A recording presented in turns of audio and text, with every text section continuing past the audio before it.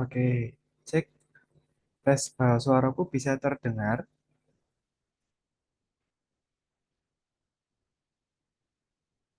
Bisa. Jadi, kalau bisa sebelum kita mulai sesi pada eh, mari kita berdoa semoga apa yang kita pelajari pada 90 menit ke depan bisa bermanfaat untuk teman-teman. Untuk itu mari kita berdoa mulai. Berdoa selesai. Baik, hari ini kita akan membahas soal-soal lagi. Kalau kemarin kita awali dengan teks, kemudian hitung-hitungan. Selanjutnya, hari ini kita mulai dengan materi hitung-hitungan. Oke, kita mulai saja. Baik,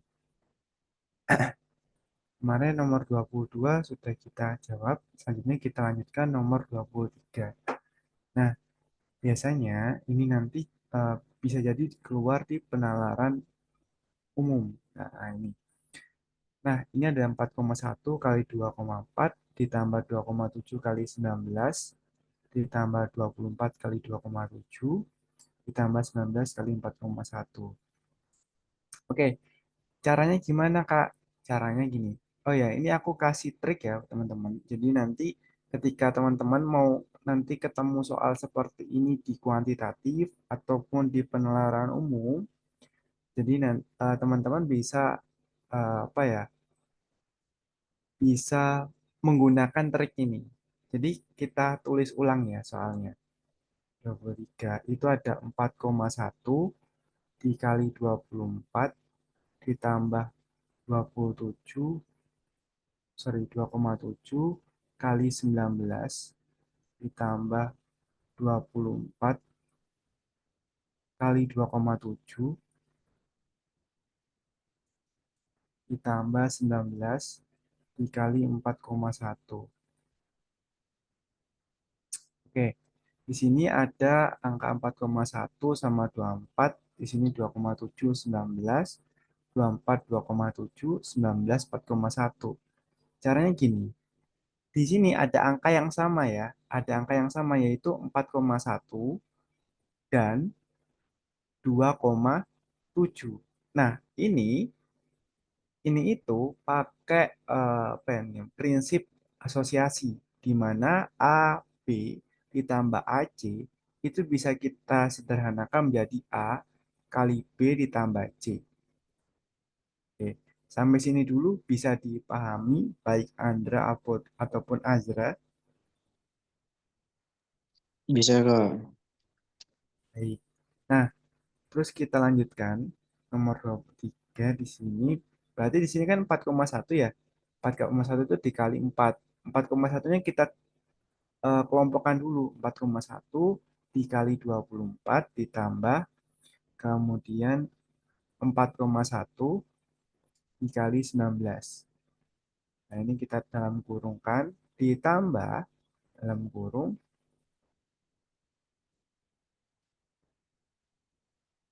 2,7 kali 19 ditambah 2,7 kali 24. Oke. Nah,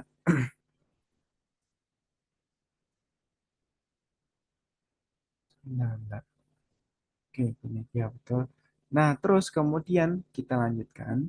Di sini 4,1-nya kita keluarkan. Jadi 4,1 dalam kurung 19 ditambah 24. Oh, ini. 4,1 dalam kurung 19 ditambah 24.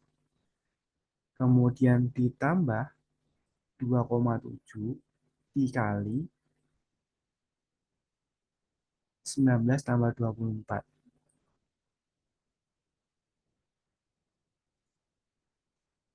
Oke. Terus kemudian, nah ini, karena sama-sama 19 ditambah 24, ini bisa kita selesaikan dulu. 19 tambah 24 itu berarti nilainya 43 ya. dikali 4,1 ditambah 2,7 kali 43. Oke. Terus kemudian ada angka yang sama lagi, 43. 43-nya kita keluarkan. Di sini 4,1 ditambah 2,7. 43 dikali 41 kali tambah 2,7 berarti 8, 6,8. Nah, sehingga kita cari 43 kali 6,8. 3 kali 8 itu 4 belakangnya. Berarti yang bukan 4 belakangnya kita coret. Terus kemudian yang depan 4 kali 6, 24. Berarti kemungkinan di sini adalah 24 kalau enggak 29 gitu kan. Nah, enggak. Coba kita. Jadi kalau seperti ini ketemu di sini belakangnya 24. Berarti kemungkinan besar jawabannya itu yang ini, yang C. Tapi coba kita selesaikan saja. 3 kali 8 ke 24, 4, 8, 3, 2, 3, 2 tambah 2 berarti 34. Kemudian di sini 8, 1, 4 kali 6, 24, 25. Jadi 4, di sini 9, 2, 292,4. Jadi jawabannya yang C. Gitu. Nah, jadi caranya gimana? Yang pertama, kalian kelompokkan dulu yang 4,1 sama yang 2,7. Selanjutnya, setelah itu ketemu kan nilai sekian. Nah, ternyata angkanya sama-sama 43. 43-nya ditaruh keluar 4,1 tambah 2,7 dikelompokkan lagi ketemu 6,8.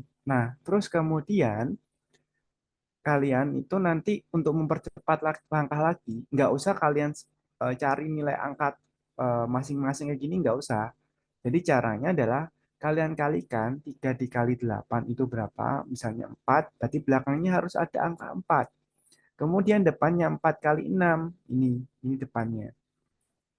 Lalu 4 kali 6, 24. Berarti otomatis logikanya adalah pasti dia itu nilainya 24-an, 25 dan seterusnya. Berarti yang 192 ini bisa kita coret. Nah, terus karena yang mendekati nilainya sekian, 8, berarti logikanya adalah nggak sampai dia angka 3, karena di sini 24 tadi. Berarti logikanya jawabannya yang C. Jadi cukup kalikan yang depan sama yang belakang, supaya nanti kita bisa tahu kuncinya. Oke, seperti itu. Bisa dipahami teman-teman atau bingung? Bisa Kak, aman. Oke, kalau dari Azra gimana? Bisa dipahami?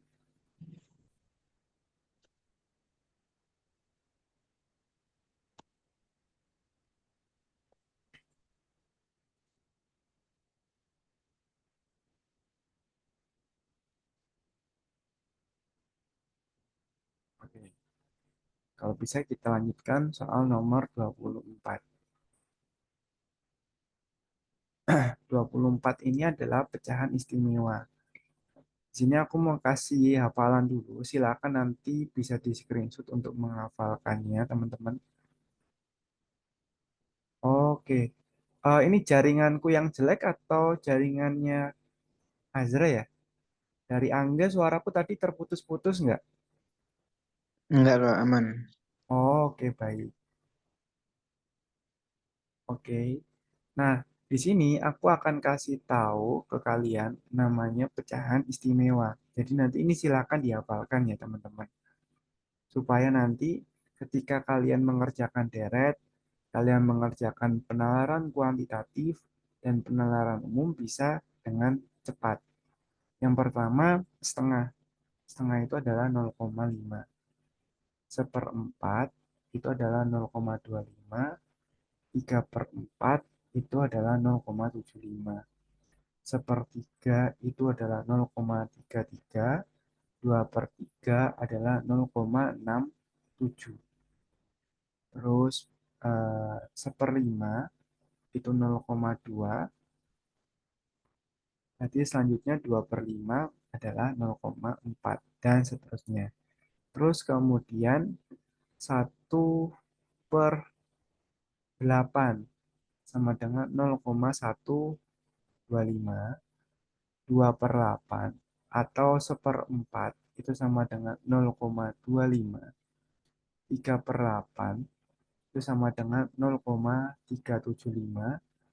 4/8 atau setengah itu 0,5.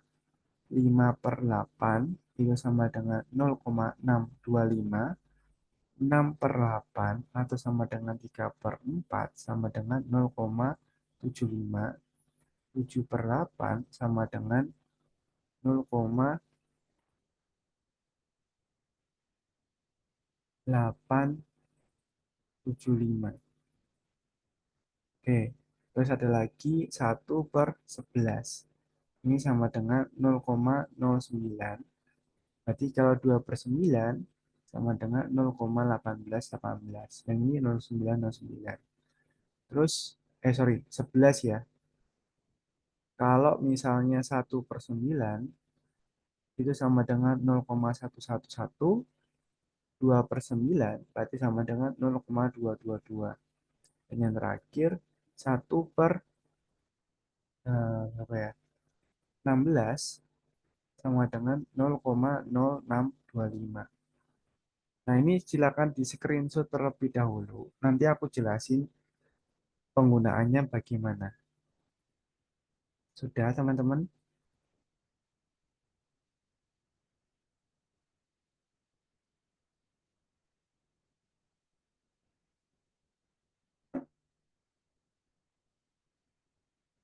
Oke. Azra sudah di screenshot.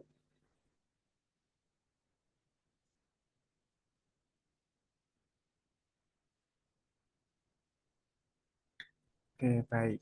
Jadi gini, teman-teman, aku kasih tahu. Caranya adalah silakan kalian hafalkan poin-poin nomor satunya saja. Misalnya 1/8 itu 0,125. Setengah itu 0,5. 1/4 itu 0,25. 1/3 itu 0,33. Terus kemudian 1/5 0,2. 1/11 0,0909. 1/16 0,0625. 1/9 0,11.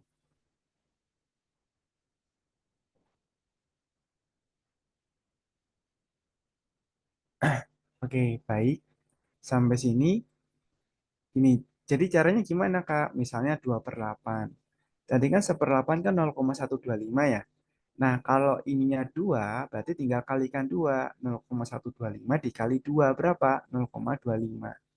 Dan seterusnya. Terus kalau contoh misalnya lagi, 1/3 itu 0,33. Nah, 2/3 berarti gimana? Dikalikan 2. Harusnya kok 0,66 ya, Kak? Harusnya. Iya, betul. Harusnya 0,66. Tapi karena kita mengenal pembulatan ke atas, berarti nanti 6 yang belakang itu kita bulatkan ke atas. Jadi berapa? 0,67.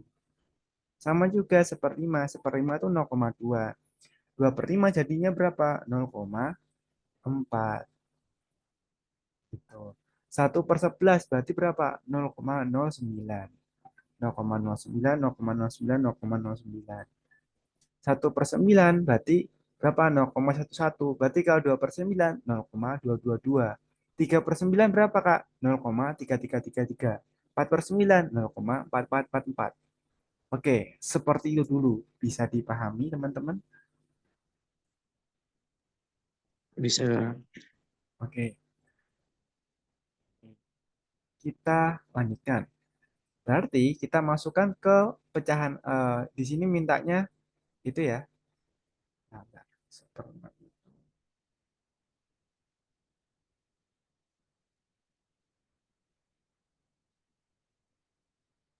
Oh ya, tambahan satu lagi, 1/6 itu adalah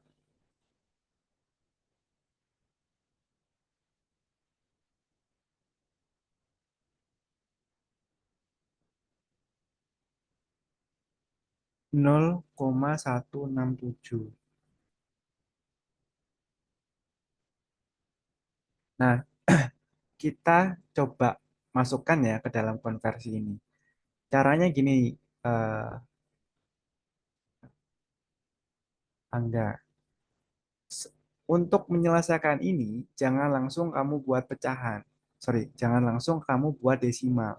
Caranya, kalau bisa dicoret, dicoret terlebih dahulu. Kita kerjakan nomor 24 ya. 24 itu adalah 0,25 berarti seperempat. Dikali 51/6 berarti berapa? 21, sorry, 31 per 6 ya. Terus kemudian dikurangi 0,875. 0,875 itu adalah 7/8. oke 7/8. 7/8 dikali, sorry, dibagi ya.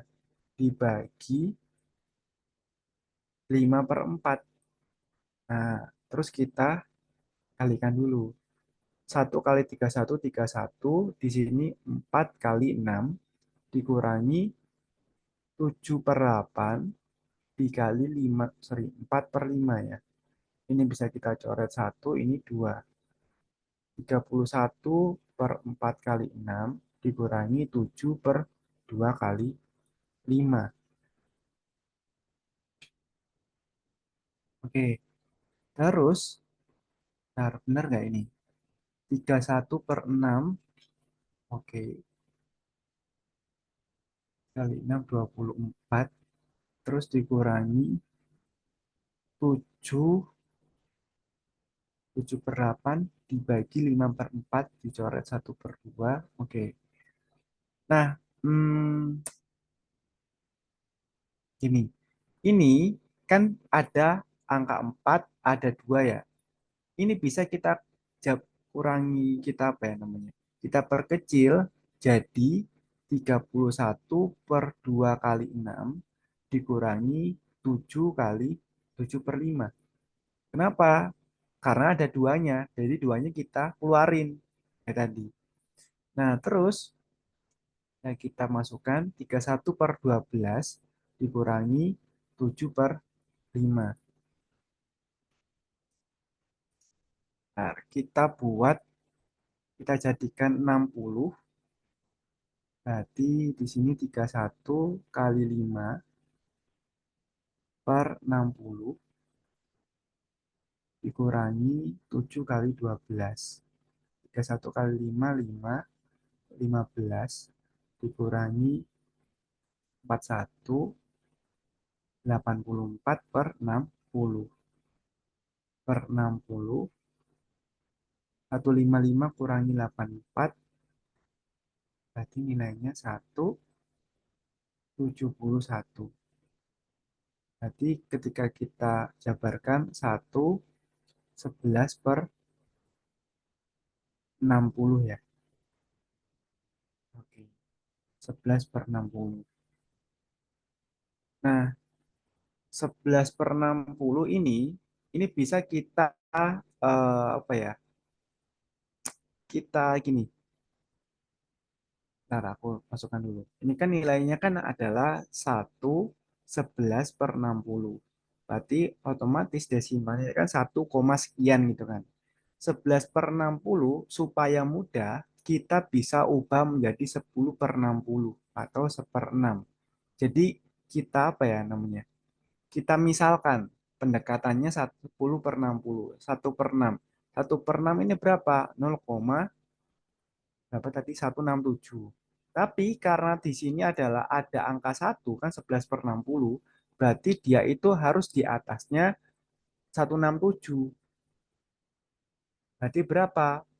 Berarti otomatis 1,243. Jadi jawabannya yang E.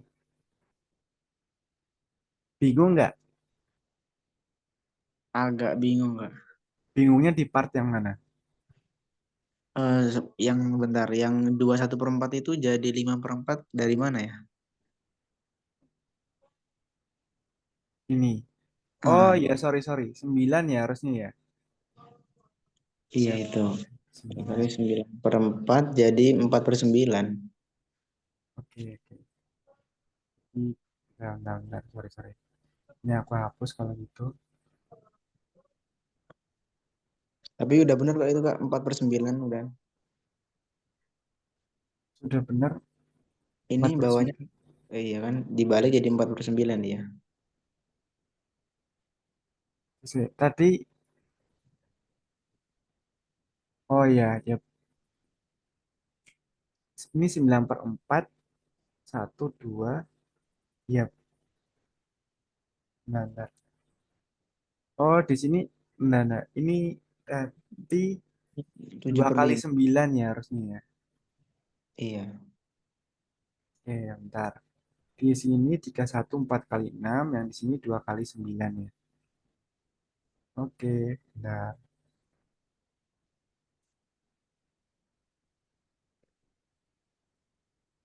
Nanti kalau misalnya pas aku lagi mengerjakan terus kok Kak keliru biar nggak ngoreksi dari awal, nanti bisa langsung itu ya, bisa langsung nggak apa namanya interupsi gitu Kak, ini keliru deh. Nah, itu baru biar enak nanti. Di sini kan ini aku Yes. jabarin 31. Nah, 31 di sini kan sama dengan 2 kali 2 kali 2 kali 3 terus dikurangi 7 per 2 kali 3 kali 3. Nah, 233 ini, 2 kali 3 ini kita coret, ini kita coret, jadinya 31/4 dikurangi 7 per 3. Ya. Sehingga di sini 93 dikurangi 7 kali 4, 28 per 12. 93 kurangi 28, nilainya adalah 5, 8, berarti 65 per 12. 65 per 12 itu sama dengan 5, 5 per 12. Oke, sampai sini dulu bisa dipahami nggak? Bisa Kak, aman. Baik, ini aku hapus dulu kalau gitu.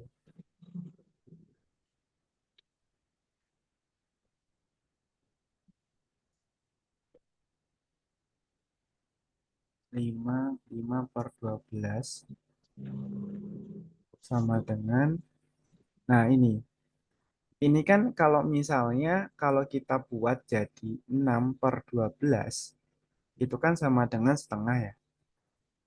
Mm-mm. Bentar. Kalau ini pengurangan ya, pengurangannya tapi kok dapatnya 5. Bentar, kira-kira ada yang salah nggak? 13/8 5. Bener Kak, bener. 1/4 kali 31/6 dikurangi 7/8 dibagi 9/4. Ini coret 2, 7, 2 kali 9, ini 31, 4/6. 4 kali, ya, oke, 4 kali 6. Terus kemudian 2/3-nya kita coret, jadinya 31/4 dikurangi 7/3. Oke, terus kemudian, atau, iya, ini nggak ada jawabannya. 31/4 ini bisa kita sederhanakan sih. Jadinya nanti eh, kalau biar biar kamu ngitungnya nggak kesusahan, 31/4 ini kita buat desimal aja. 31/4 dikurangi 7/3. Berarti kalau dibuat desimal itu sama dengan 7, 3/4 dikurangi 1, 4 per, eh, 1, 2, 1/3 ya. Berarti sama dengan 7,75 dikurangi 2,33 sama dengan 5,42. Nah, ini jawabannya. Ini enggak ada ya jawabannya. Jawabannya ini. Jadi nanti gini, enggak. Kalau misalnya tadi kan ini aku kasih dua cara. Cara yang pertama cara konvensional yang biasa kita gunakan di sekolah. Dengan cara apa? Dengan kita samakan penyebutnya. Tapi di dalam UTBK kita diminta untuk apa ya? Bekerja secara cepat. Jadi kalau misal bisa dicoret ya dicoret, bisa disederhanakan disederhanakan dulu. Dengan cara apa? 31/4 ini bisa kita ubah menjadi 28 ditambah 3 per 4. 28/4 itu 7, 3 per 4-nya 3 per 4, jadi 7,75. Terus 7 per 3 ini bisa kita sederhanakan jadi 6 ditambah 1 per 3. Jadi 2, 1 per 3. Nah, ketika kita kurangi, ya udah kita mengurangi 5,42. Seperti itu. Bisa dipahami Eh, caranya? bisa Kak, boleh minta ini balik ke slide tadi. Oke. Ya, saya minta 31. Itu kan ininya 12 ya Kak. Nah, 12. Bitnya 9 lah. Itu langsung dia nggak disampaikan langsung cara cepatnya dikali gitu ya, dikurang gitu atau gimana? Yang mana? Yang 12 ini. Heeh. Yang ini pakai cara tradisional. Nah, nanti kan kita ketemu ini ya. Muaranya kan ketemu ini nih nanti. Nah, ini Heeh, kalau heeh. misalnya kita konvensional kan jadinya seperti ini, yang ini. Bentar, sorry. Nah, kalau kita konvensional kan ketemunya sekian. Jadi kita kalikan silang 31 kali 3, 7 kali 4 gitu. Tapi aku kurang apa ya? Kurang menyarankan untuk mencari yang tipe seperti ini. Lebih baik kamu model kayak gini.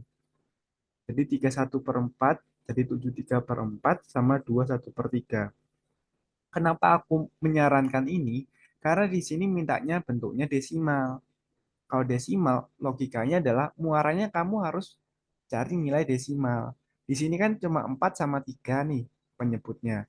Tapi di sini 12. Itu sangat besar 12 ini kalau kita cari. Jadi baiknya kamu pecah 31/4 jadi 28 plus 3 per 4. Sedangkan 7 per 3 itu 6 plus 1/3.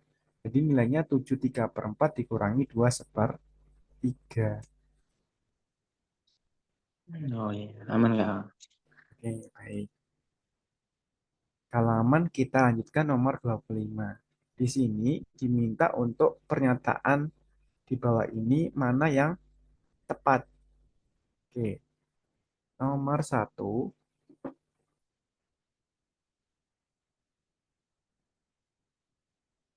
pernyataan nomor satu itu ada 20 akar dari 25/81 ditambah akar 0,64 per 0,16 kemudian sama dengan 25/9. Nah, ini langsung kita coba kerjakan. Di sini 25/81 ditambah 0,64 per 0,16. Jadinya di sini 0,8 per 0,4 ya. Sama dengan 25/9. 25/9. Ini dalam bentuk akar. Berarti di sini bisa kita tulis 25/81 ditambah 2 sama dengan 25/9. Nah, 25/9. Oh, ini sorry. Ini bukan, ini harusnya nggak di dalam gini ya. Dia itu nggak ada. Jadi dia cuma segini loh batasnya. Nah, ini nggak ada akarnya di sini harusnya. Bentar, bentar, bentar. Aku cek dulu. Iya, harusnya di sini nggak ada akarnya. Oh, gini-gini. Maksudnya tuh gini. Yang ini akar 25/9, yang ini 25/81 ditambah 2. Nah, kalau kita buat, ini kan 2 ditambah 25 per 81, sedangkan di sini adalah akar 25 per 9. 25 per 81 itu kan bisa kita sederhanakan dengan cara 2 ditambah 5 kuadrat per 9 kuadrat. Sedangkan yang ini sama dengan 25 per 9. Apakah sama? Jawabannya tidak. Kenapa? Karena di sini bentuknya ada kuadratnya. Yang ini nggak ada kuadratnya.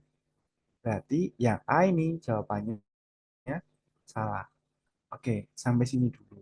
Bisa dipahami? Oh, berarti Untuk itu kayak nyamain sebelah kiri sama sebelah kanan gitu kayak. sama atau enggak.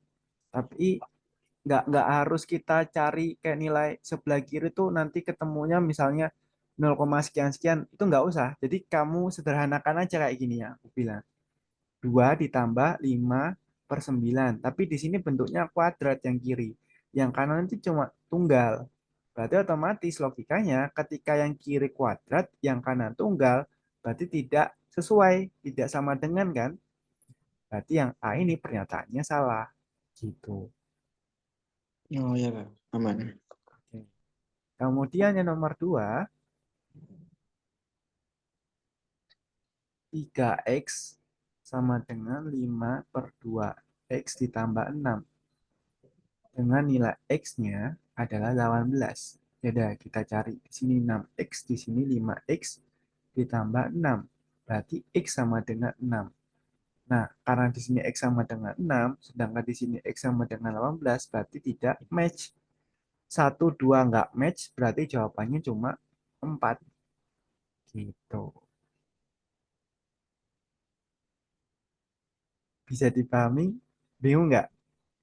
Oh, bentar agak cepet tadi. 6x sama dengan Ini ya. 3x sama dengan 5 per 2x ditambah 6 kan? Duanya pindah Hmm, pas ke kiri. Jadi 3 kali 2 sama dengan 6. hmm. 5x-nya di sini 6. Nah, ini kan ada variabel x ya, sama-sama variabel x. Ini pindah ruas ke sini. Jadinya gimana? 6x dikurangi 5x sama dengan 6. Sehingga x sama dengan 6. Sedangkan yang diminta X sama dengan 18. Karena tidak sesuai, berarti pernyataan 2 juga salah. Oh, berarti bukan ini kayak kayak tadi saya ngiranya x sama dengan 18 kan berarti 3 kali 18 sama dengan 5 per 2 kali 18 gitu. Enggak usah. Jadi cukup kalau misalnya gini, kalau kamu masukkan nilai X-nya ini ke dalam persamaan ini, nanti kamu akan kelamaan mengerjakannya. Sedangkan kita tuh cuma diminta ini pernyataan. Pernyataan tuh artinya apa? Pernyataan tuh dia itu kalimatnya benar atau salah. Cuma itu toh yang diminta, benar atau salah. Kalau misalnya kamu masukkan nilainya bisa Kak, bisa, tapi lama. Jadi caranya seperti yang aku sampaikan tadi, kalau bisa dicoret, ya kita coret kayak gitu. Oh iya kak, paham paham. Sampai sini bisa dipahami? Bisa bisa kak. Oke. Nah, karena satu dua itu nggak sesuai, berarti langsung ke 4. Jadi nanti kalau ngerjain soal, kamu analisis satu dulu. Kemudian kamu analisis dua. Oke, kalau satu dan dua salah, berarti jawabannya pasti 4. Karena ini pernyataan biasa. Ya siap. Oke, baik. Kalau bisa kita mulai untuk ke teks wacana. Silakan dilihat tabelnya dulu dan grafiknya. Berdasarkan data dalam grafik, pada etapa keberapa pelari A berlari dengan kecepatan paling rendah? Ntar aku zoomkan dulu.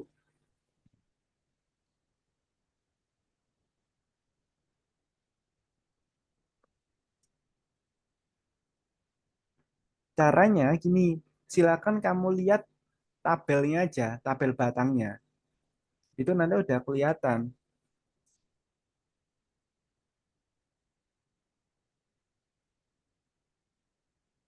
Sampai satu nanti ya. Oke, betul. Berarti escape 1. etapa satu. Good. Jadi jawabannya yang A. Nah, nanti ketika kamu mengerjakan tipe soal diagram seperti ini, diagram, itu usahakan yang pertama lihat gambar aja. Biasanya dari gambar kayak gini, itu tuh kita udah dapat apa ya namanya? Udah bisa nyimpulin, oh ternyata ya A itu kayak gini jawabannya. Udah bener. Tuh. Terus misalnya kalau masih kurang yakin misalnya ini sama-sama grafiknya segini ya. Ya udah berarti kita baru ninjau tabelnya. Tapi kalau biasanya ya mayoritas yang aku temui di soal UTBK itu diagramnya itu adalah diagram yang sudah menunjukkan dia paling rendah mana, yang sedang mana, yang maksimal mana. Jadi cukup dilihat di gambarnya aja gitu. Nggak perlu kita cross check satu-satu. Oke, bisa dipahami? Bisa Kak, paham, paham. Baik. Kemudian nomor dua,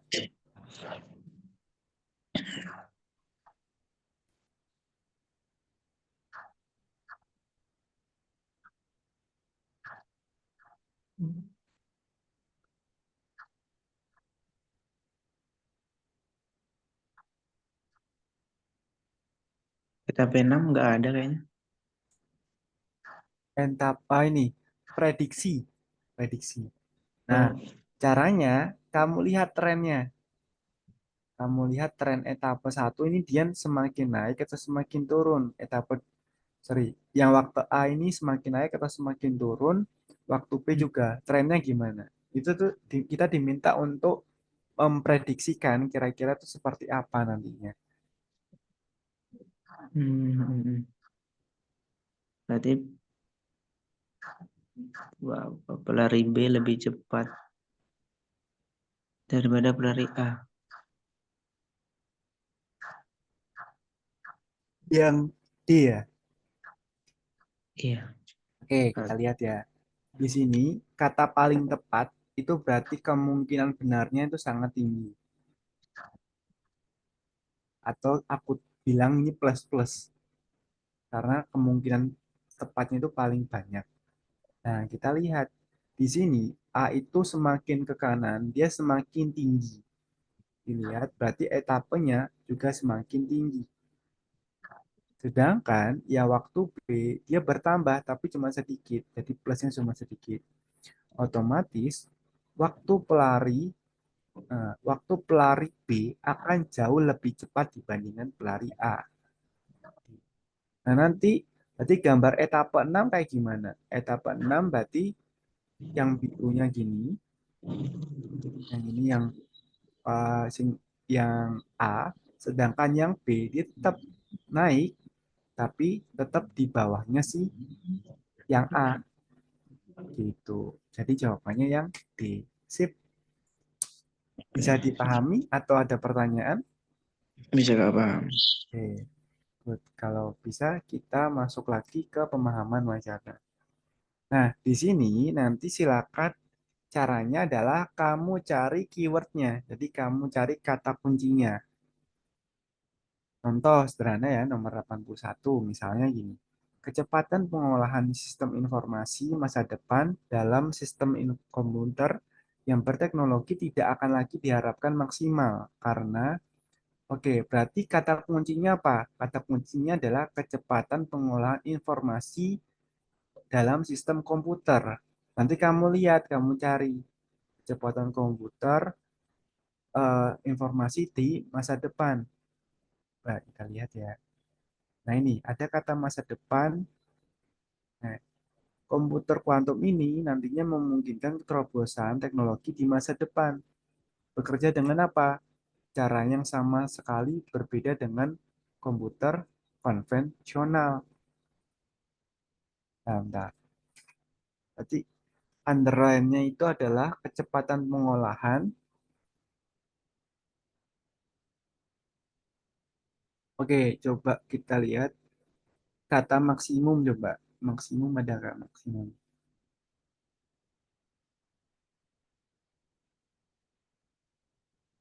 Oke, coba dijawab dulu sama Andra sembari Nanti aku kasih tahu, aku bahas nanti.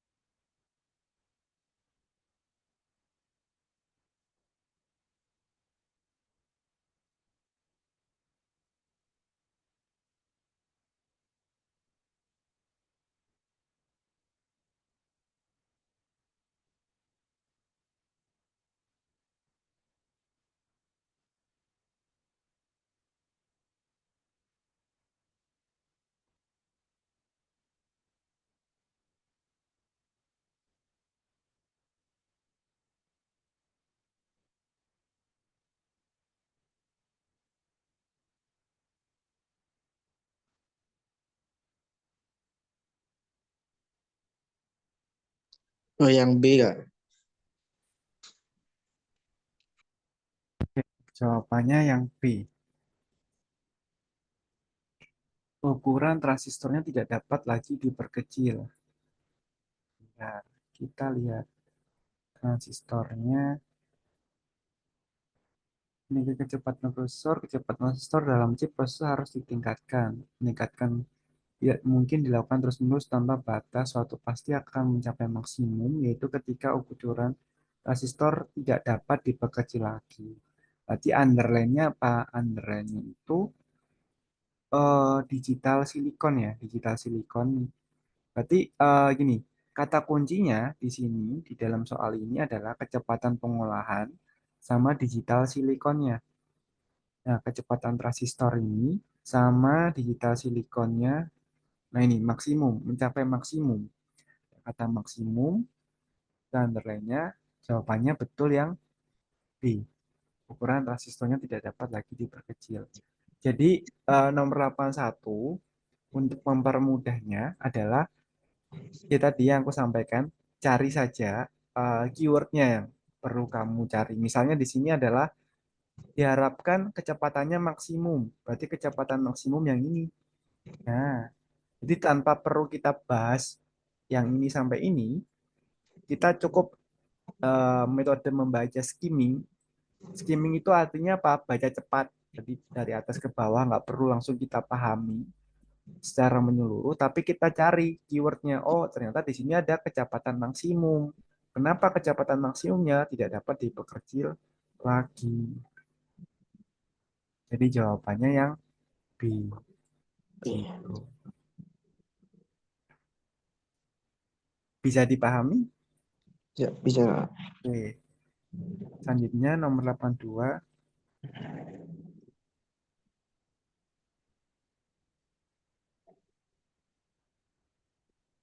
Terakhir. Ketiga yang C.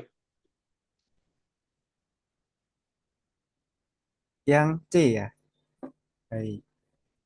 Untuk meningkatkan kecepatan prosesor pada masa sekarang diperlukan teknologi disebut teknologi komputer kuantum. Oke.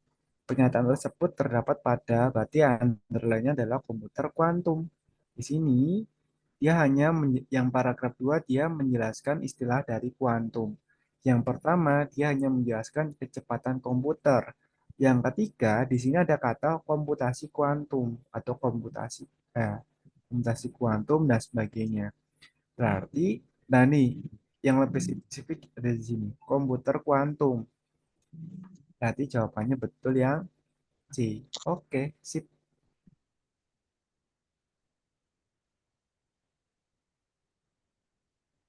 Kemudian nomor 83, Max Planck, seorang fisikawan Jerman yang secara tidak langsung melahirkan teori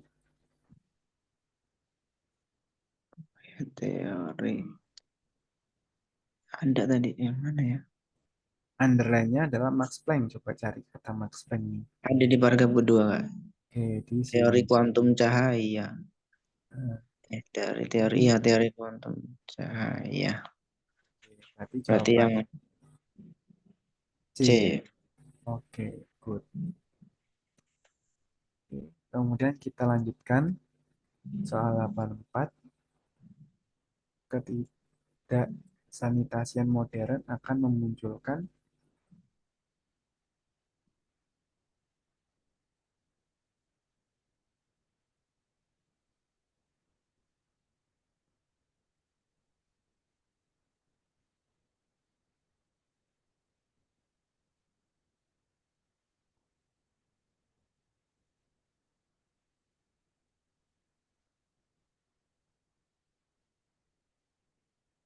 Yang C.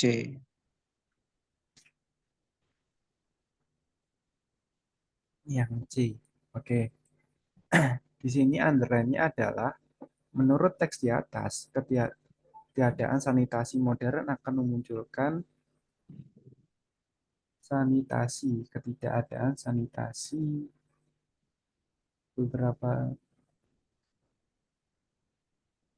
ya,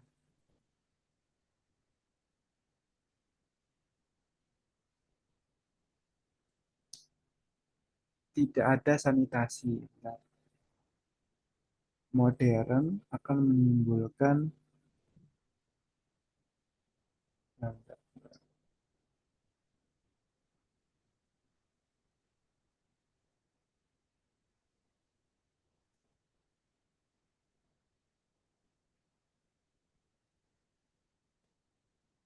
oke, di bagian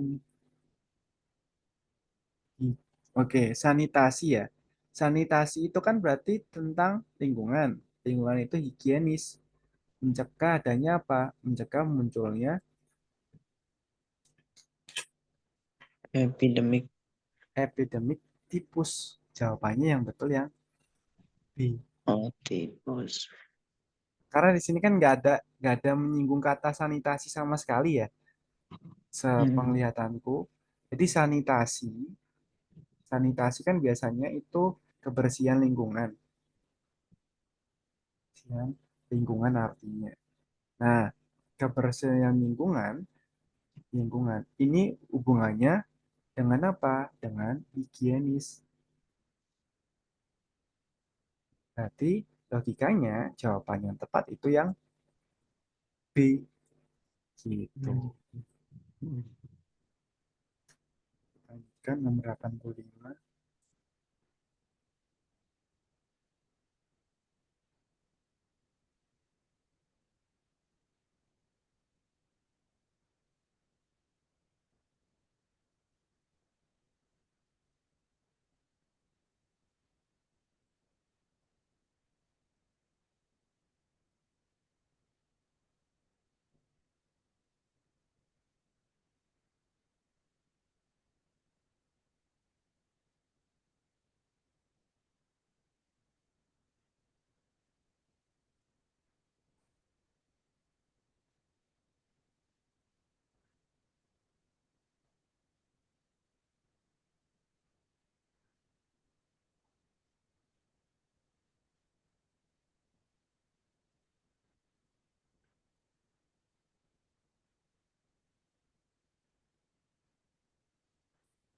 Sudah ketemu Eh, saudaranya yang B nya. yang B. Oke, berarti underline-nya apa? Aedes albopictus ya. Kita cari Aedes albopictus. Di atas nggak ada kata nyamuk. Coba di bawah. Di bawah ini ada Aedes albopictus. Berarti itu menyebabkan apa? Ekologis meningkatkan agen Aedes aegypti, nyamuk penyebar virus demam berdarah karena penyebaran secara tidak sengaja oleh salah satu nyamuk, yaitu Aedes albopictus. Pernyataan informasi yang sesuai adalah tadi jawabannya apa? Yang C ya? Yang B ya. Oh, yang B. Nyamuk ini menggantikan Aedes aegypti di Asia ketika faktor fatus ekologi mengubah habitat Aedes aegypti. Ya, ekologis yang meningkatkan populasi nyamuk penyebar virus membawa dapat memunculkan di Amerika Utara karena penyebarannya secara tidak langsung satu jenis dengan nyamuk lain yaitu Aedes albopictus. Oke, 85.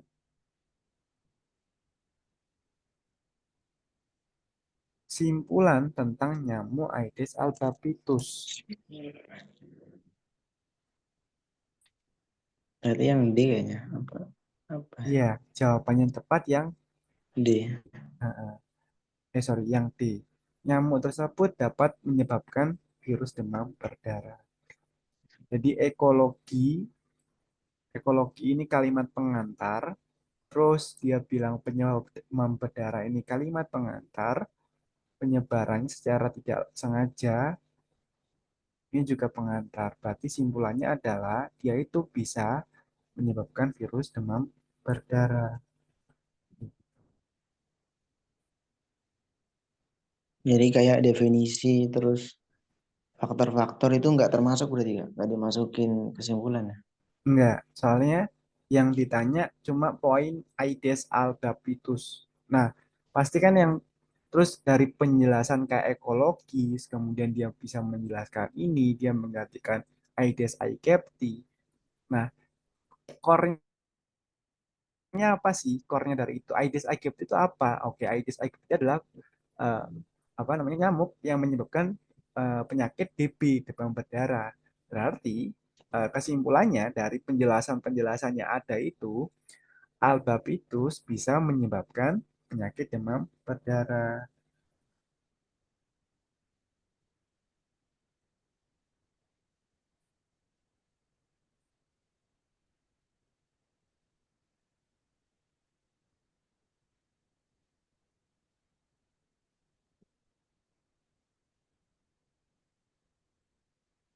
Bisa dipahami?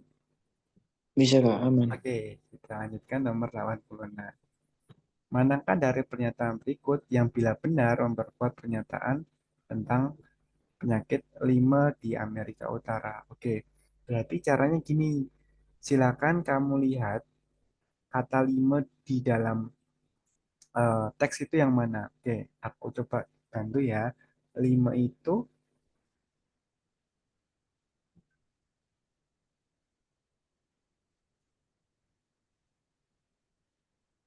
lima itu Di bagian. bawahnya tipus ini Kak.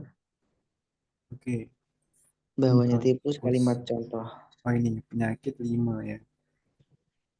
Tentang penyebab lima. Contohnya adalah penyakit lima yang disebabkan oleh bakteri disebabkan oleh kotoran rusa. Nah, dikatakan dia memperkuat artinya apa? Dia itu harus sejalan atau mendukung kalimat tadi. Kalimat lima ini kan disebabkan oleh bakteri yang ada di kotoran rusa. Muncul pada abad ke-19 dan disebabkan karena populasi rusa yang saat itu meningkat. Nah, itu. Oke. Terus kita masukkan, kita kira-kira. Nah, coba silakan dulu dikerjakan dulu. Nanti aku bahas.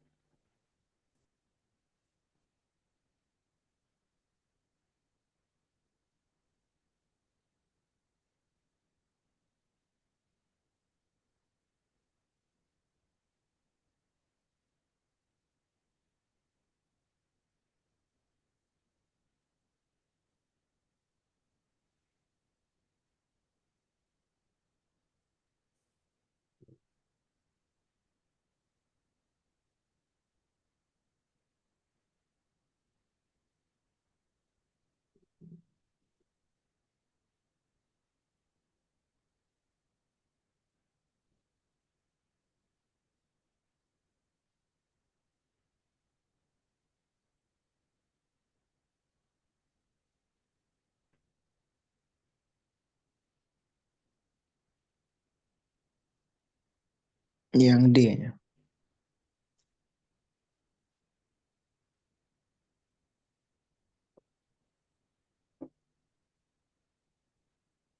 Oke, yang D. Yang D adalah peningkatan rekreasi di alam terbuka bermula sejak abad ke-19. Oke, nah, coba kita lihat ya, yang D. Di sini kan diketahui bahwasanya kenapa sih penyakit tadi lima itu ada, penyakit lima itu ada karena ada populasi rusa yang bertambah. Rusa itu banyak kan. Nah, populasi rusa banyak. Kalau yang D, peningkatan rekreasi di alam terbuka bermula sejak abad 19. Apakah ini bisa dikatakan ini adanya ruang rekreasi alam? Apakah menandakan ada rusa? Jawabannya belum tentu. Nah, kalau dia belum tentu, berarti D kurang tepat. Paham nggak yang D? Jadi gini, kan ada rekreasi alam nih. Berarti logikanya, apakah itu bisa kita justifikasi kalau misalnya dengan adanya, misalnya katakanlah kebun binatang deh, kita anggap ruang alam itu kebun binatang. Apakah dengan adanya kebun binatang kita bisa menjudge kalau misalnya banyak rusa di situ? Jawabannya belum tentu. Kenapa? Karena bisa jadi di rekreasi alam itu ada tumbuhan, tanaman, atau mungkin ada gajah, atau mungkin ada jerapah. Jadi nggak harus rusanya yang banyak. Jadi yang D kurang tepat. Kemudian yang C, para ahli belum dapat mengembangkan vaksin dan mencegah penyakit lima. Yang ini kurang tepat. Kenapa? Karena di sini dikatakan sudah bisa teratasi kan. Jadi yang C kurang tepat, jadi dia nggak mendukung. Yang B, para peminat rekreasi di alam terbuka telah rutin mengambil langkah-langkah untuk melindungi diri terhadap penyakit lima. Ini juga tidak mendukung. Justru harus yang mendukung adalah kalimat yang menyatakan bahwa populasi rusanya ini bertambah. Jadi jawabannya tepat apa? Yang A. Kenapa? Karena di sini abad 19 dikatakan bahwa rusa itu di akhir ya, di ada kata akhir.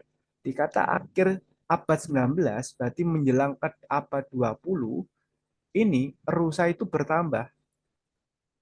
Logikanya abad ke-20 pasti rusanya lebih tinggi dibandingkan yang 19 gitu. Jadi jawabannya yang A. Bisa dipahami atau bingung? Bisa-bisa, Kak. Oke, oke, baik. Kalau bisa kita lanjutkan nomor 87. Pengarang mengembangkan teksnya tersebut dengan cara oke,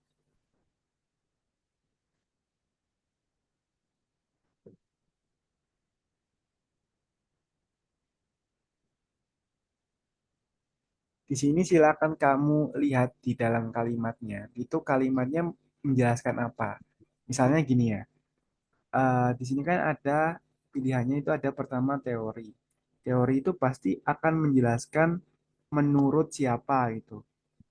Menurut XXX misalnya. X siapa itu bahwa gajah adalah bla bla bla gitu kan.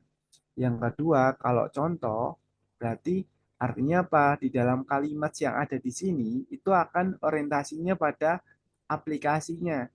Aplikasi dari daun jeruk itu buat apa? Misalnya, daun jeruk itu buat pewangi misalnya.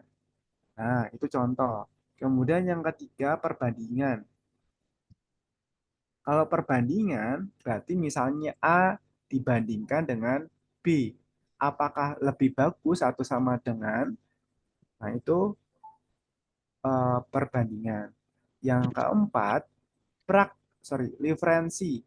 Liferensi ini artinya adalah berdasarkan rujukan bla bla bla. Es dawet misalnya. Es dawet berasal dari berasal dari Jogja misalnya. Dari Jogja. Nah, itu kalau yang dinamakan referensi. Jadi cara menggambarkannya gitu. Kalau teori berarti menurut XXX, contoh berarti aplikasinya apa, seperti apa, perbandingan berarti A bandingkan B, referensi berarti berdasarkan dari ini. Nah, gitu. Silakan dianalisis dulu. Oke.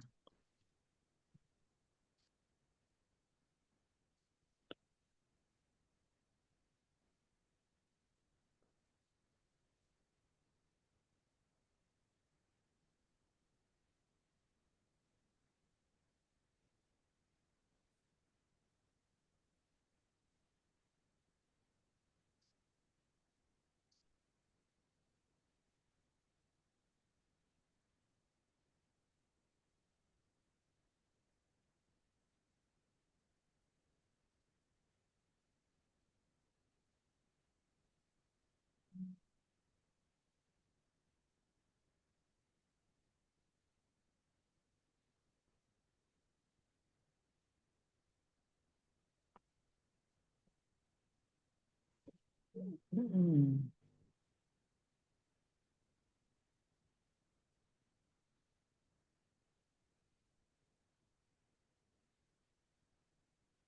Yang C kayaknya.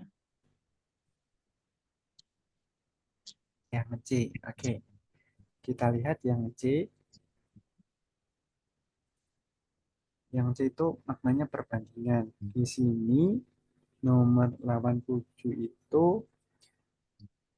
dia bilang kalau misal komunikasi di kalimat pertama, komunikasi adalah kata-kata baik lisan ataupun tulisan akses kepanjang manusia pada generasi-generasi bla bla bla. Terus kemudian selanjutnya di kalimat ketiga dia menjelaskan arti kata seni akses kepada umat manusia bla bla bla. Semua perasaan yang dialami oleh pendahulu mereka. Tadi itu perbandingan apa? Perbandingan antara komunikasi dengan seni. Jadi jawabannya 87 itu yang C. Gitu. Good. Sip. Kemudian nomor 88.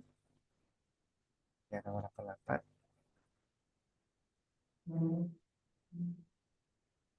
Pengetahuan adalah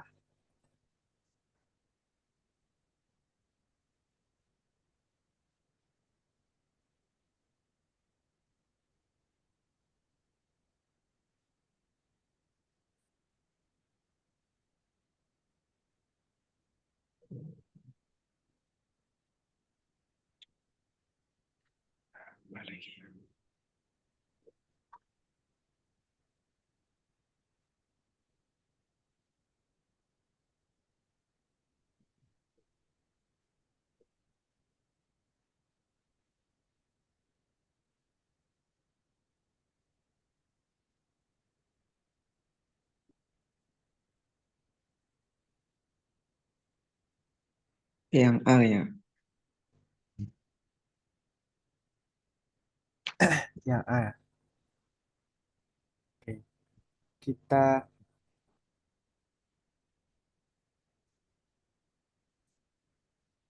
nah,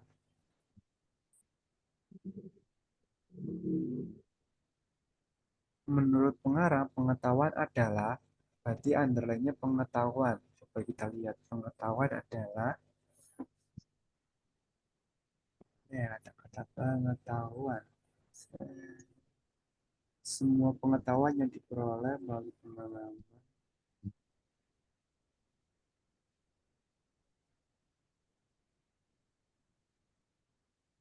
memindahkan dan menggantikan apa yang salah, demikian juga evolusi perasaan. Oke, jadi menggantikan suatu yang salah, kalimat yang salah gitu ya. Sorry, bukan kalimat, tapi lebih ke teori yang salah, kemudian digantikan dengan teori yang lebih baru dan benar. Kemudian evolusi melalui seni, perasaan-perasaan kurang penting bagi keberadaan berikut. Oke, jawabannya betul yang A. Dari kalimat mana Kak? Ini evolusi. Terus dia menggantikan apa yang salah dan apa yang benar. Berarti dia evolusional dan emosional. Kenapa emosional? Karena ini ada kata perasaan-perasaan. Jadi kumulatif dari teori yang salah kemudian dibenarkan sama dari perasaan-perasaan. Jadi jawabannya betul yang A. Oke, sip. Dan nomor 89,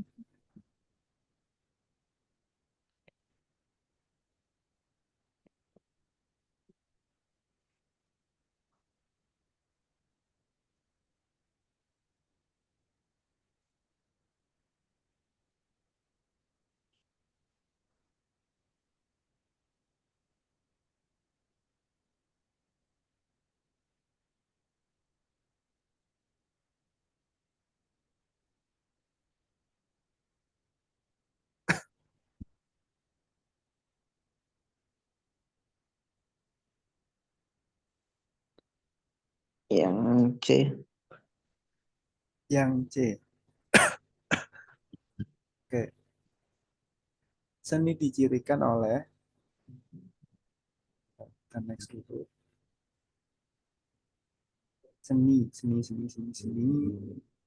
Coba kita lihat yang pertama ya. Seni tidak pernah buruk. Pemikiran terbaik, seni menyediakan akses umat manusia pada generasi berikutnya. Semua perasaan yang dialami pendahulu, perasaan seniman terbaik terdepan di masa depan. Perasaan yang kurang baik dan kurang penting bagi keberadaan tersebut. Nah, di sini dia juga menjelaskan ternyata ada seni yang kurang baik. Jadi ada gelisah, sedih. Nah, itu termasuk seni. Jadi seni itu apakah pernah buruk? Jawabannya pernah. Nah, 89, ya pernah. Berarti yang nomor satu salah. Tadi cuma tiga saja ya, yang C ya. Iya, ya. Oke. Nanti kita lihat yang nomor dua. Seni memurnikan perasaan mendalam manusia. Seni memurnikan itu coba dilihat di kalimat kelima. Kalimat kelima itu di sini satu. Kemudian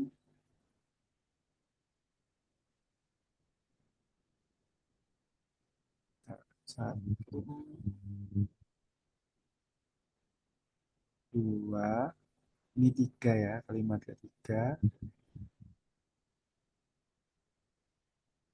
Terus empat sama lima. Seni memurnikan perasaan mendalam manusia. Memurnikan perasaan mendalam manusia. Nah ini, perasaan-perasaan yang kurang baik bagi keberadaan tersebut, mana ya?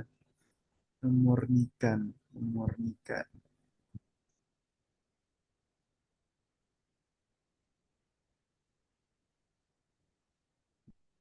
Oh ini, kalimat ini loh. Seni menyediakan akses kepada umat manusia pada generasi berikutnya. Semua perasaan yang dialami oleh pendahulu mereka dan perasaan-perasaan yang para seniman terbaik terdepan di masanya. Artinya apa? Artinya jadi ada perasaan di masa lalu, di masa lalu, sorry, di masa lalu yang kemudian itu diubah menjadi perasaan di masa sekarang.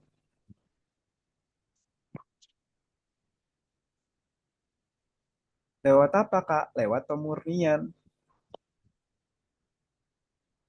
Jadi yang nomor dua ini benar. Terus yang ketiga, seni menyimpan untuk generasi berikutnya ke pengalaman-pengalaman sebelumnya. Oh yang ini ya, sorry, ini yang redaksi yang ketiga. Yang kedua tuh yang ini.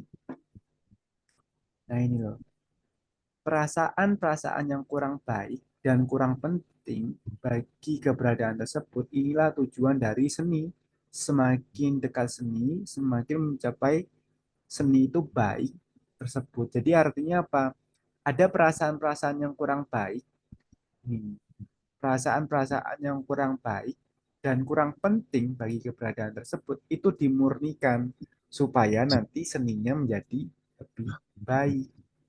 Jadi ini yang redaksi kedua, yang ini redaksi ketiga. Sehingga jawaban yang tepat yang D gitu. Ada pertanyaan sampai sini? Oh, berarti yang kalimat kedua itu kayak makna tersiratnya gitu kayak. Good, makna tersiratnya. Oke, oke, aman kan? Oke, kita lanjutkan nomor 90.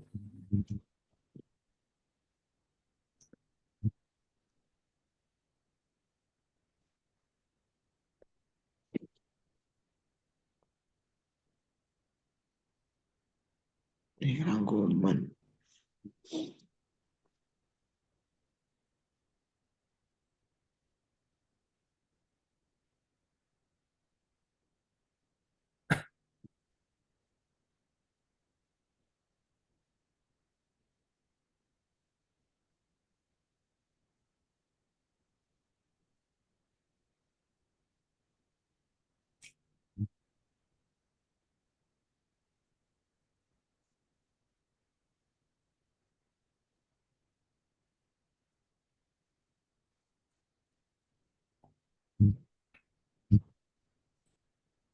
Oke, kata rangkuman ini berarti adalah gabungan dari apa namanya paragraf utama kan, atau kalimat utama gitu ya. Kalimat utama. Karena ini digandeng ya, jadi agak sulit untuk menentukannya. Tapi biasanya kalimat utama ini berada di awal paragraf. Kalau nggak di kalimat pertama, ya di kalimat kedua, kalau nggak di kalimat ketiga. Jadi cuma mentok sampai kalimat tiga. Biasanya setelah itu nanti penjelas. Kalau bukan di kalimat awal, nanti di akhir, itu nanti ada kata jadi, sehingga dengan demikian,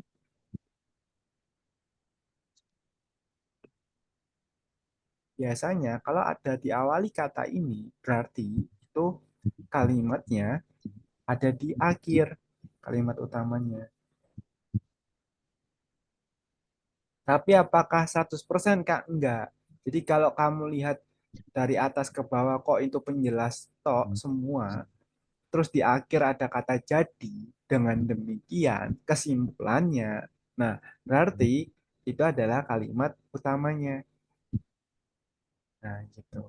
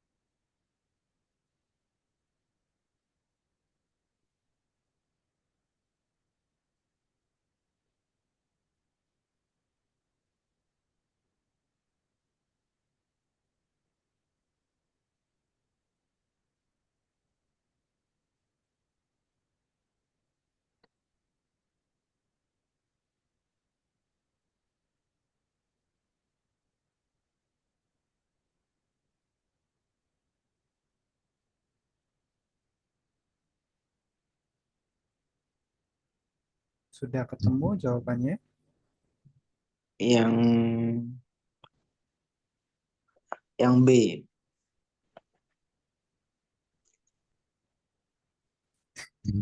Yang B. Oke.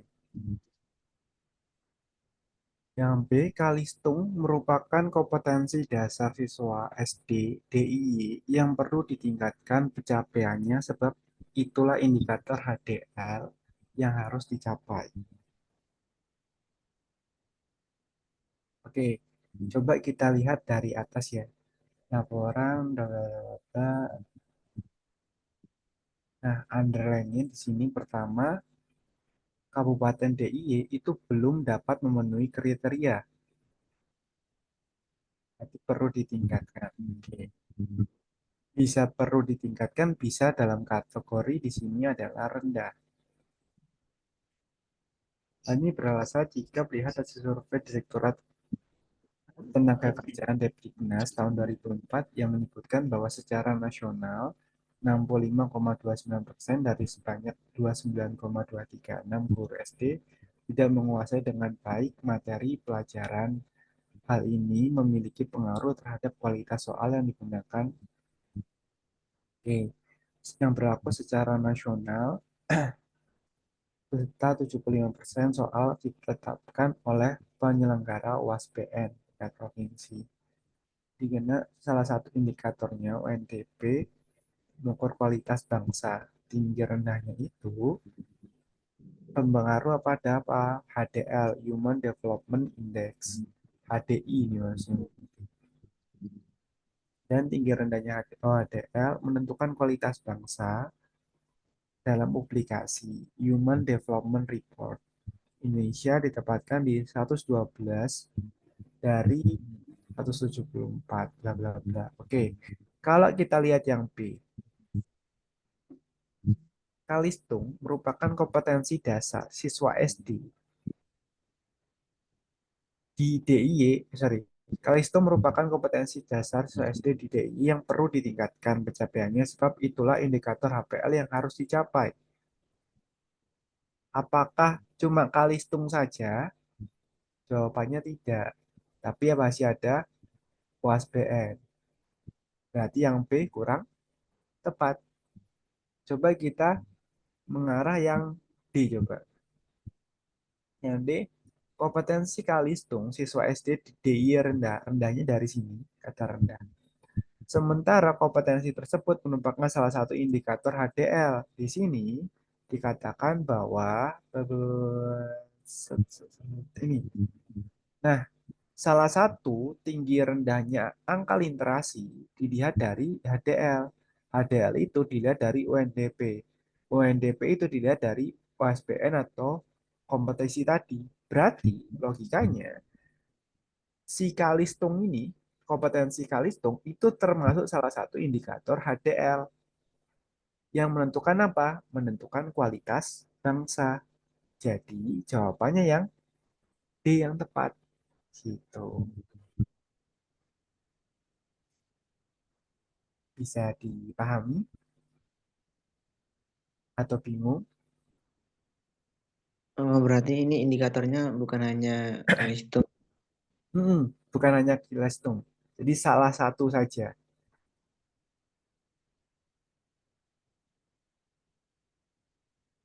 Satunya tadi Soalnya di kan ada UAS. USBN itu tadi. USBN. Oh ya, Bisa dipahami? bisa Kak, aman. Kalau bisa kita masuk ke penalaran logis.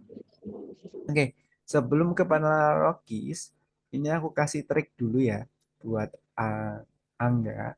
Jadi gini, misalnya nanti di soal itu ada kata semua, terus kemudian sebagian. Ini redaksi pertama, redaksi keduanya sebagian.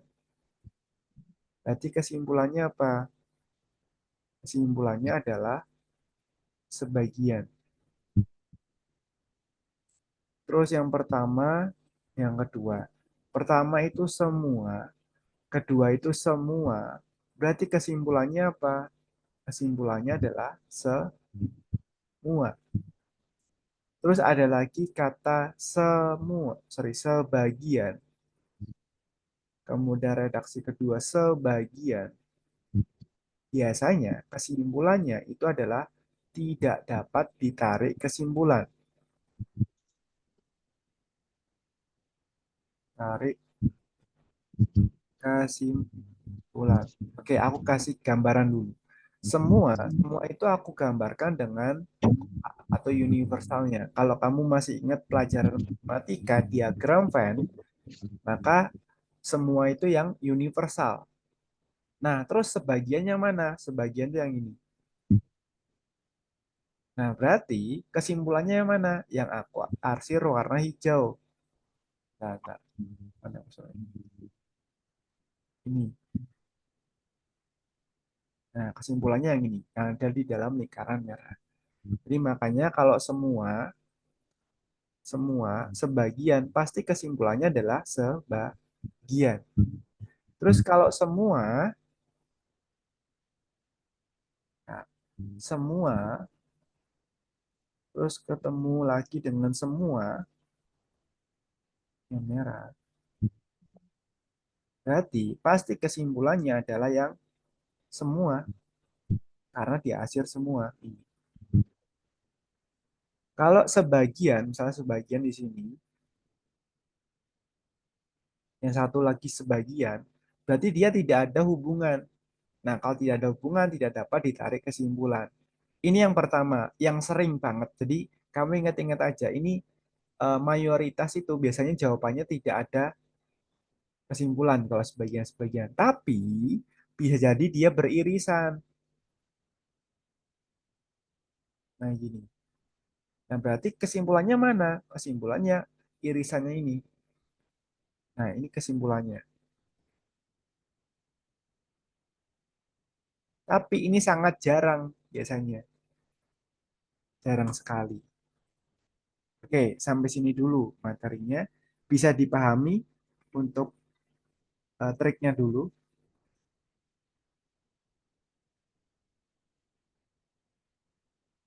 Oke, cek.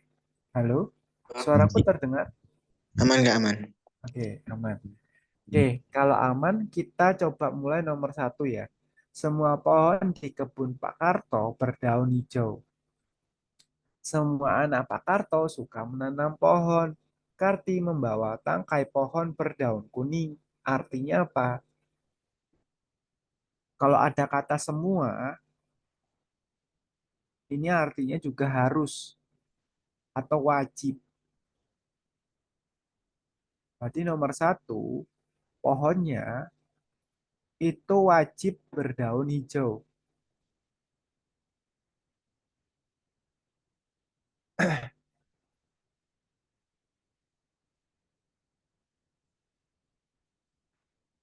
Yang kedua, semua anak Pak Karto, anak Pak Karto, ini suka menanam pohon.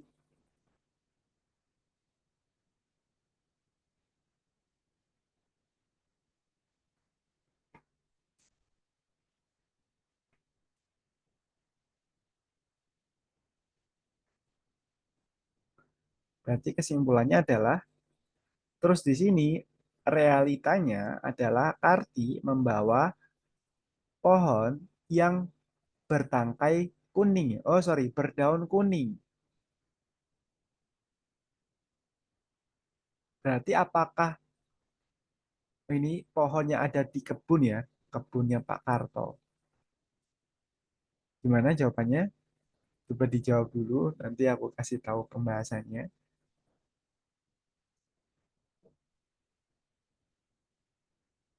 Yang A bukan nggak? Oke, yang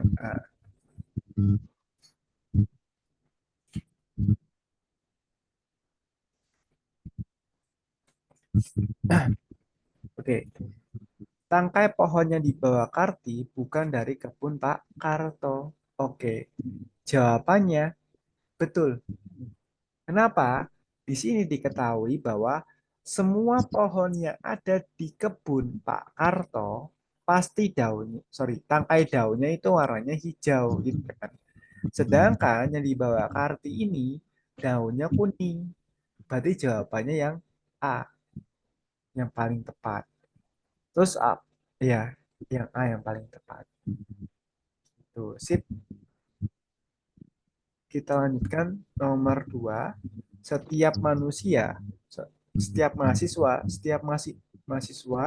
berprestasi terkenal di kampusnya. Setiap mahasiswa yang aktif pembelajaran pasti sebagian mahasiswa IPA terkenal di kampusnya. Arti kata setiap itu artinya semua ya.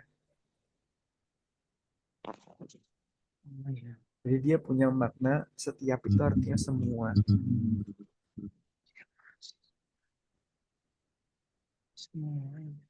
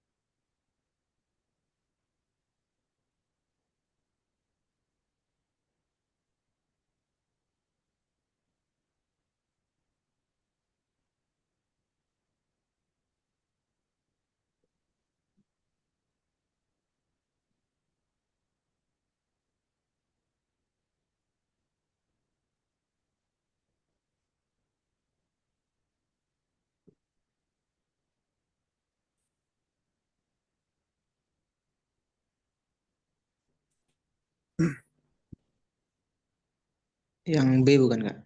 Oke, yang B. Mahasiswa, coba kita analisa dulu ya. Pertama, redaksi yang pertama adalah setiap mahasiswa berprestasi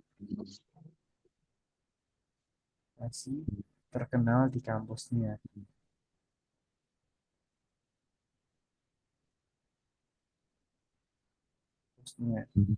Redaksi yang kedua, setiap mahasiswa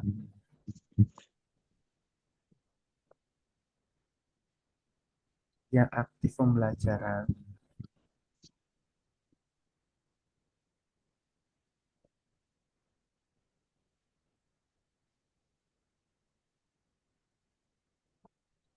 pasti berprestasi. Pasti berprestasi.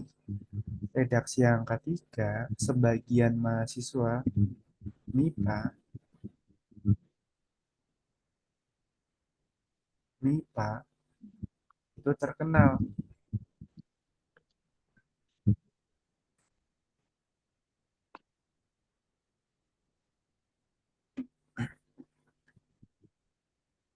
Jadi jawabannya coba kita lihat.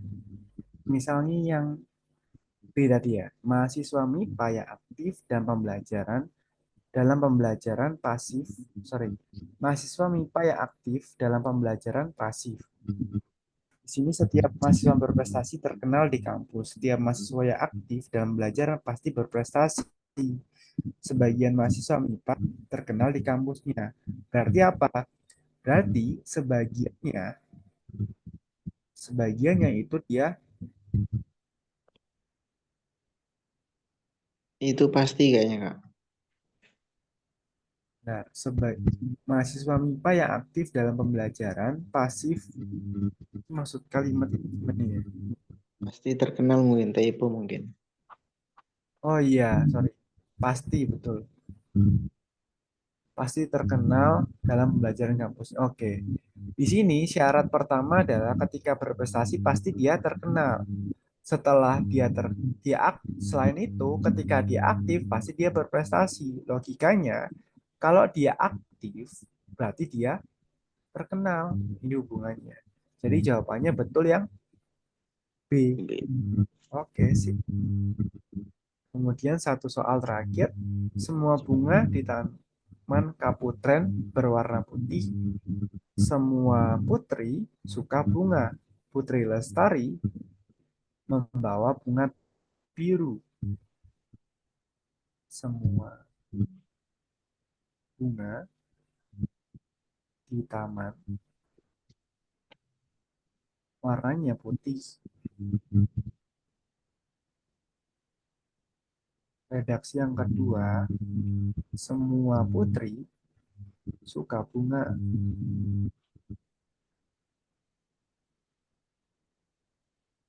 Nah, realitanya putri bawa bunga biru. Berarti, Yang A. oke betul. Bunga yang dibawa putri bukan kaputren. Kenapa? Karena ini wajib hukumnya. Bunga di taman itu warnanya putih. Kok yang dibawa putri itu warna biru? Jadi ya nggak sesuai, nggak match. Jadi jawabannya nomor tiga yang A. Oke, sip. Sampai sini dulu ada pertanyaan. Aman Kak. Oke, baik. Kalau aman, untuk hari ini saya cukupkan terlebih dahulu. Besok kita ketemu lagi di hari Jumat untuk membahas lagi materi tentang penalaran. Sebelum saya tutup, mari kita berdoa. Semoga apa yang kita pelajari bisa bermanfaat untuk Angga dan Azra. Untuk itu, mari kita berdoa. Berdoa mulai. Berdoa selesai. Sekian, terima kasih. Selamat malam. Sampai jumpa di hari Jumat. Selamat malam. Terima kasih Kak. Ya, sama-sama.